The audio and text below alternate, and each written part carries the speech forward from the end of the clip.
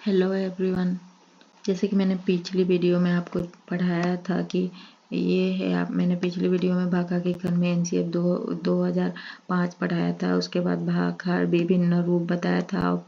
Hindi official language मैंने पढ़ाया था, एसोसिएट ऑफिशियल लैंग्वेज पढ़ाया था और OLO एक पढ़ाया था। और मैंने आपको ये भाखा के खंड पर्याय क्रम पढ़ाया था कि बच्चा कितने से कितने टाइम में क्या क्या वर्ड बोलना सीख जाता है और कितना वर्ड बोलना सीख जाता है। तो उसी का ये कंटिन्यूटी में आज आगे पढ़ाने वाली हूँ कि प्रोफेसर स्मिथ ने इसके बारे में क्या कहा है। जो भाखा की खंड का जो वर्ड है कि एक बच्चा कितने साल से कितने साल के बीच में कितना वर्ड सीख लेता है।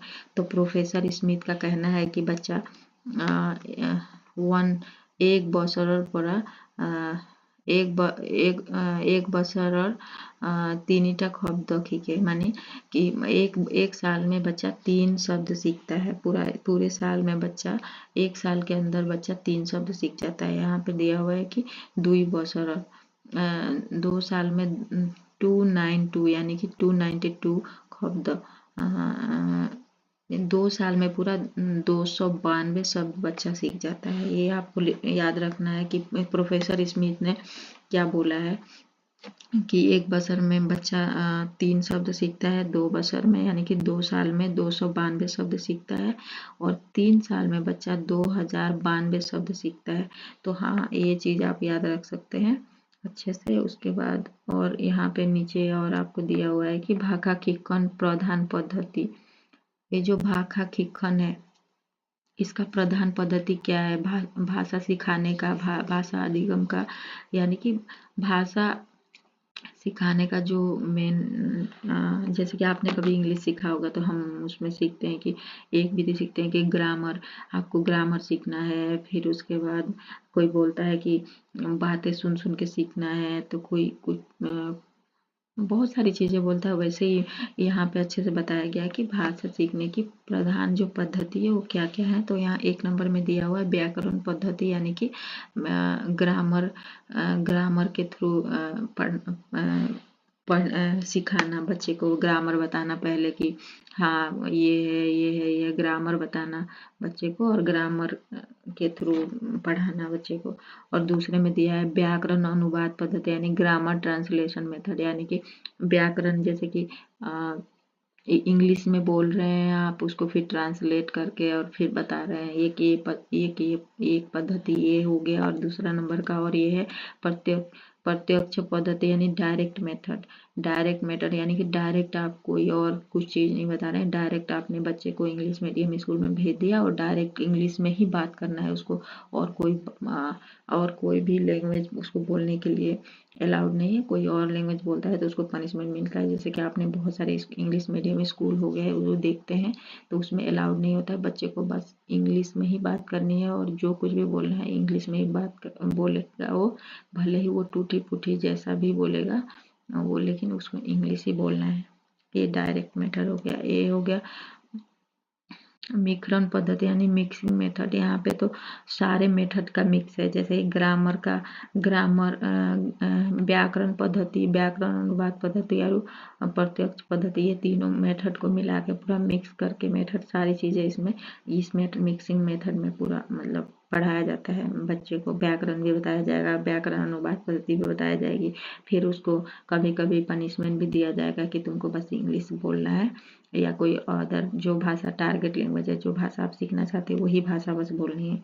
ये इसमें पूरा मिक्स होता है इसमें। उसके बाद 5 नंबर में जुगाजुग पद्धति, यानी कम्युनिकेशन मेथड, यानी कि बात कर करके बच्चे से कम्युनिकेट कर करके कि हाँ, कभी आप इंग्लिश में बोल रहे हैं तो वो अपनी भाषा में बोला, फिर आप उसको ट्रांसलेट कर रहे हैं, बता रहे हैं, उससे बातचीत कर करके उसको भाषा को सिखाना। जैसे कि ये सबसे अच्छा मेथड है, जैसे बात कम्युनिकेट कर करके भाषा को सिखाना बच्चे को। उसके बाद आगमन पद्धति, यानी कि इंडक्टिव मेथड। और फिर इसके बाद निगमन पद्धति। ये आगमन पद्धति यानी कि पहले आप आगमन पद्धति में सबसे पहले आप उदाहरण से नियम की ओर जाएंगे। सबसे पहले आप उदाहरण देंगे, उसके बाद नियम की तरफ जाएंगे। जैसे कोई एग्जाम्पल देंगे और एग्जाम्पल से आप रूल की तरफ जाएंगे। इस आगमन पद्धति में यही आता है। और निगमन पद्धति में आपका ये आता है कि आप पहले नियम बताएंगे, उसके बाद आप उदाहरण की तरफ जाएंगे। ये हो गया आपका डिडक्टिव मेथड। उसके बाद ग्रोथ और डेवलपमेंट है। ग्रोथ एंड डेवलपमेंट में ग्रोथ एंड डेवलपमेंट जो है बच्चे का वृद्धि और विकास। तो वृद्धि और विकास आसामीज में तो, इंग्लिश में तो आपको पता ही होगा या हिंदी में पता होगा वृद्धि का मतलब क्या होता है और विकास का मतलब क्या होता है। आपको तो पूरा अच्छे से पता होगा, लेकिन फिर भी मैं एक बार बता दे रही हूँ कि वृद्धि का मतलब क्या है और विकास का मतलब क्या है। तो यहाँ पे दिया हुआ है वृद्धि। वृद्धि वृद्धि हो से शारीरिक, यानी कि वृद्धि जो होगा वो शारीरिक होगा। जैसे कि बच्चा 1 साल का है, 1 महीने का है, फिर बच्चा इतना छोटा है, फिर वो 2 साल का हो गया, फिर थोड़ा बड़ा हो गया, जिसको आप देख पा रहे हैं और उसको मेजरमेंट कर पा रहे हैं कि हाँ इतना इतना इतना केजी का था, इतनी हाइट थी, ये सब चीज़ें। और शरीर में पूरा वो दिख रहा है, आप जिसको देख रहे हैं और देख के बता पा रहे हैं कि हाँ इसका वृद्धि हो रहा है। जो बाहरी चीज़ें होती है वो वृद्धि में आता है। फिर वृद्धि परिमाणगत यानी कि मात्रात्मक, यानी कि क्वांटिटिव, यानी कि जैसे कि वृद्धि जो है उसका क्वांटिटी में होगा। जैसे कि कितना कितना किलोग्राम का हो गया बच्चा, कितना हाइट बढ़ गया, या कितना वेट बढ़ गया, ये वृद्धि में आता है बच्चा का। जो ये वृद्धि में आता है। वृद्धि इसको ही बोलते हैं वृद्धि परिमाणगत। तो आपको ये चीज याद रखना है कि परिमाणगत मतलब होता है मात्रात्मक। ये चीजें आपको याद रखना है। उसके बाद 3 नंबर में दिया हुआ है कि वृद्धि खामाजिक यानी प्रक्रिया, खामोयिक प्रक्रिया। वृद्धि खामोयिक प्रक्रिया यानी कि वृद्धि जो है एक टाइम के बाद आपका, जैसे कि आप 18, 19, 20 साल के हो जाने के बाद आपका जो वृद्धि होता है वो रुक जाता है। नहीं तो आपका अगर वृद्धि होते रहेगा तो आप पता नहीं कितने लंबे और कितने मोटे और कितने बड़े हो जाएंगे, इसका कोई ठीक नहीं है। उसका एक टाइम होता है, उस टाइम के बाद एक वृद्धि जो है वो रुक जाता है। तो उसे ही खामयिक प्रक्रिया बोलते हैं कि वृद्धि का एक खामयिक प्रक्रिया है। उसके बाद विकास यानी कि विकास। विकास शारीरिक, मानसिक, बौद्धिक, सामाजिक, भाषा आदि आलोचना दिखोगे। यानी कि ये बोल रहा है कि जो वृद्धि है वो तो शारीरिक है, लेकिन जो विकास है वो शारीरिक के साथ साथ मानसिक, बौद्धिक और भाषा से जुड़ी भी है। जो विकास है वो जिसको आप विकास में शारीरिक भी, आप शरीर, अगर आपका शरीर ही नहीं रहेगा तो आपका मस्तिष्क नहीं रहेगा तो आपके मानसिक विकास कैसे होगा। तो इस हिसाब से आप समझ लीजिए कि शरीर से साथ सारी चीज़ें रिलेटेड है। तो उसमें जो विकास होगा उसमें शारीरिक भी होगा और शारीरिक के साथ मानसिक, बौद्धिक और उसके साथ भाषा भी होगा। अगर आपका शरीर है तब भी आपका मानसिक और बौद्धिक और भाषा का विकास होगा। तो यही बोलना चाह रहा है कि जो विकास है इसमें सारी चीज़ें होती हैं। उसके बाद विकास में यहाँ नीचे लिखा हुआ है, जैसे यहाँ पे लिखा हुआ है विकास होइसे गुणगत यानी गुणात्मक, यानी कि क्वांटिटिव। क्वांटिटिव मतलब होता है कि क्वालिटेटिव जो होता है, क्वांटिटिव सॉरी क्वालिटेटिव। विकास होइसे गुणगत गुणात्मक। गुणात्मक यानी कि क्वालिटेटिव। क्वालिटेटिव मतलब ये होता है कि जैसे कि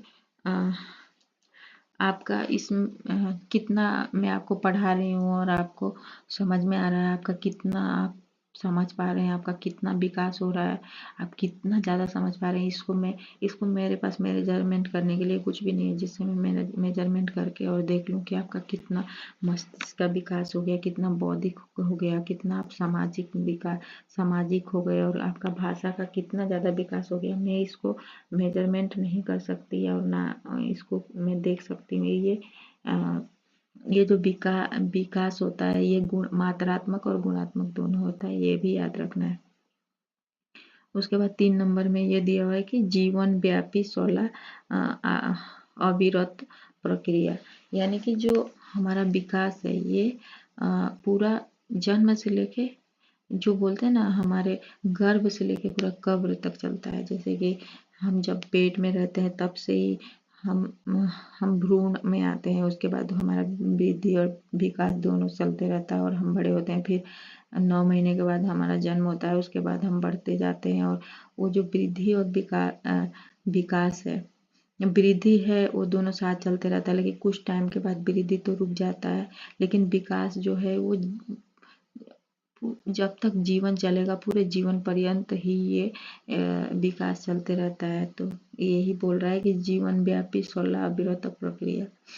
और यहाँ पे दिया हुआ है निर्भरता पर आत्मनिर्भरता हुआ खोलनी। जैसे कि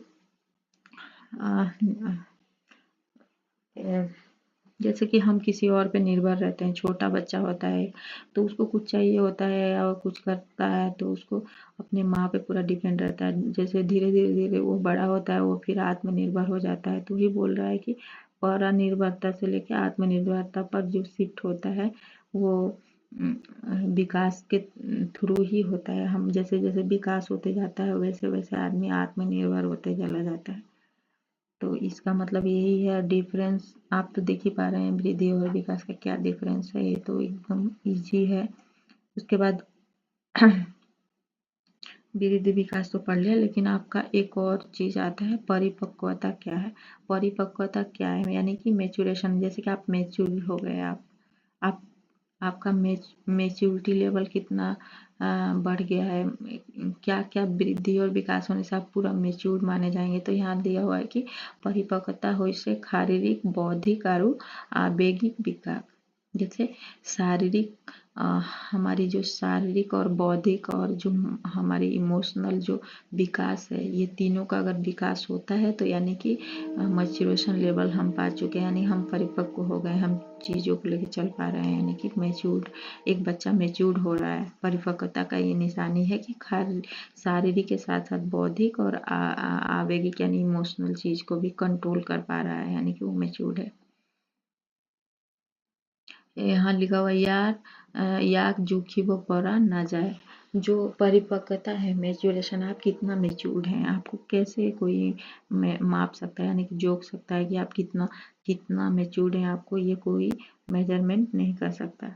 इसका मतलब यही है। उसके बाद यहाँ दिया हुआ है कि विकास विभिन्न स्तर। तो ये जो विकास विभिन्न स्तर है ये मैं नेक्स्ट वीडियो में बताने वाली हूँ।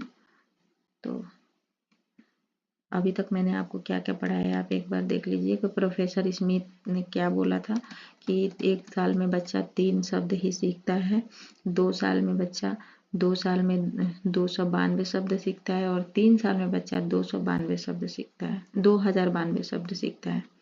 और ये हो गया आपके कुछ पद्धतियाँ जिनके थ्रू बच्चा को सिखाया जाता है या इसको यूज किया जाता है। ये जो व्याकरण पद्धति, व्याकरण अनुवाद पद्धति, प्रत्यक्ष पद्धति, मिश्रण पद्धति, युगायुग पद्धति, आगमन पद्धति और निगमन पद्धति, ये दिया हुआ है। उसके बाद यहाँ पे ग्रोथ एंड डेवलपमेंट, यानी कि वृद्धि और विकास का डिफरेंस, और ये वृद्धि और विकास किसको बोलते हैं ये आपने पढ़ लिया। उसके बाद मैच्योरेशन, तो आगे और नेक्स्ट वीडियो में आपको पढ़ाऊंगी। Thank you.